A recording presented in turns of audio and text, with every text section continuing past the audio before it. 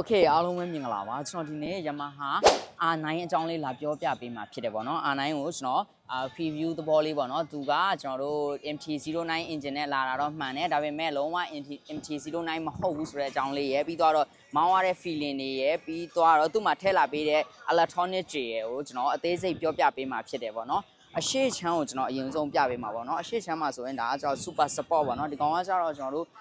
win list တွေ win တွေပါလာပြီပေါ့လေခွဲတွေပါကျွန်တော်ဒီလေခွဲရကောင်းအောင်ပေါ့နော်ထည့်လာပေးတဲ့ဟာတွေပါလာမယ်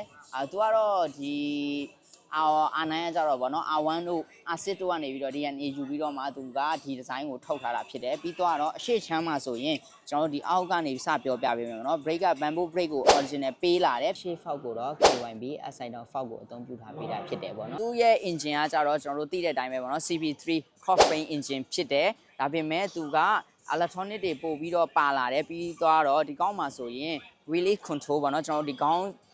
ထွက်တဲ့ခါကျရင်ခေါင်းမထောင်ထိမ့်ပေးတာပြီးရင် slide control တွေပြီး slipper clutch တွေပြီးတော့ရင် cruise control တွေလည်းပါမယ်ပြီးတော့ကျွန်တော်အသေးစိတ်ထပ်ပြပေးမယ်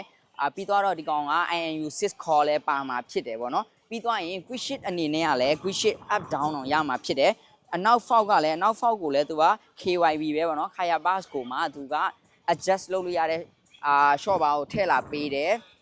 design ပိုင်းအနေနဲ့ကတော့ကျွန်တော်တို့ super support ဆိုင်ကယ်တစ်စီးပုံစံမျိုးဖြစ်တယ်ဒီ engine နေရာမှာတော့အပေါက်ကြီးကတော့နည်းနည်းရုပ်ဆိုးသလိုခံစားရတယ်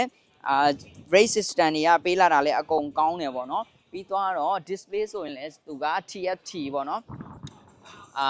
display ကကျွန်တော်တို့9လက်မရှိတဲ့ display ကိုထည့်လာပေးတယ်သူကမြင်းကောင်းရည်အနေနဲ့ကတော့116 ကောင် horsepower ကို RPM 1000မှာထုတ်လုပ်ပေးမှာဖြစ်တယ်ဒီကောင်ရဲ့အမြင့်ဆုံးစွမ်းဆောင်ရည်ကကျွန်တော်တို့63 Newton meter ကို RPM 9000မှာအလုပ်လုပ်မှာဖြစ်တယ်ပေါ့နော် display ကလည်းအရန်လှပြီးတော့ကျွန်တော်တို့ tab ထဲမှာပဲမောင်းလမ်းပေါ်မှာပဲမောင်း moves တွေလည်းအများကြီးပါတယ်ပြီးတော့ဒီဘက်မှာဆိုကျွန်တော်ခုနကပြတဲ့ cruise control လည်းပါတယ်ပေါ့နော်အရန်မိုက်တယ်ပေါ့နော်ဒီဖင်လေးကကြတော့ကျွန်တော်တို့R1 တို့ R6 တို့ဖင်ကကျွန်တော်ပို့ပြီးတော့သဘောကျမှာဖြစ်တယ်ပေါ့နော်ပို့ပြီးသဘောကျတယ်ကောင်ကျွန်တော်ဖင်နေနေသေးတယ်နောက်တစ်ခုပြောချင်တာကြတော့ဒီဆိုင်ကယ်ကအရန်ဟိုမှာပေါ့ပြီးတော့ကျွန်တော်တို့တွေအရက်မမြင့်တဲ့သူလည်းမောင်းလို့ရတယ်ပေါ့နော်ကျွန်တော်တက်ပြီးတော့ခွာပြပေးမယ်သူကအရန်ကြီးမမြင့်ဘူးပေါ့နော်အရန်ကြီးလည်းမမြင့်ဘူးပြီးတော့ဆိုင်ကယ် weight ကလည်းအရန်ကြီးလည်းမလေးဘူးဗျပေါ့လေးပဲเนาะကျွန်တော်တို့ R7 ထက်တောင်ပေါ့သေးတယ်ပေါ့เนาะကျွန်တော်ကြည့်ရတာဒါဆိုကျွန်တော်ဒီမှာပုံမှန်ကျွန်တော်မောင်းနေတဲ့ R7 size လောက်ပဲရှိတယ် weight လည်းအရန်ပေါ့တယ်မောင်းလို့လည်းအရန်ကောင်းတယ်ပြီးတော့သူ့ရဲ့ကျွန်တော်တို့ဒီဆက်တန်လေးပေးနားထောင်မယ်ပေါ့เนาะ exhaust တန်လေးကျွန်တော်ပေးနားထောင်မှာဖြစ်ပါတယ် okay အဲဆိုရင်ကျွန်တော်ဒီဘက်မှာသူ့ရဲ့ exhaust တန်လေးကျွန်တော်ခဏပေးနားထောင်မှာဖြစ်ပါတယ် exhaust တော့ original exhaust နဲ့ဆိုတော့ဘယ်လိုအတန်မျိုးထွက်မလဲဆိုတော့ကျွန်တော်တစ်ချက်နားထောင်ကြည့်ရအောင်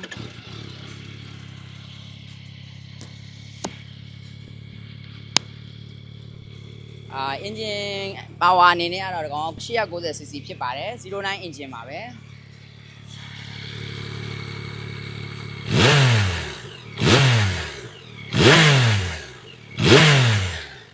ဒီလောက်ရှိတယ်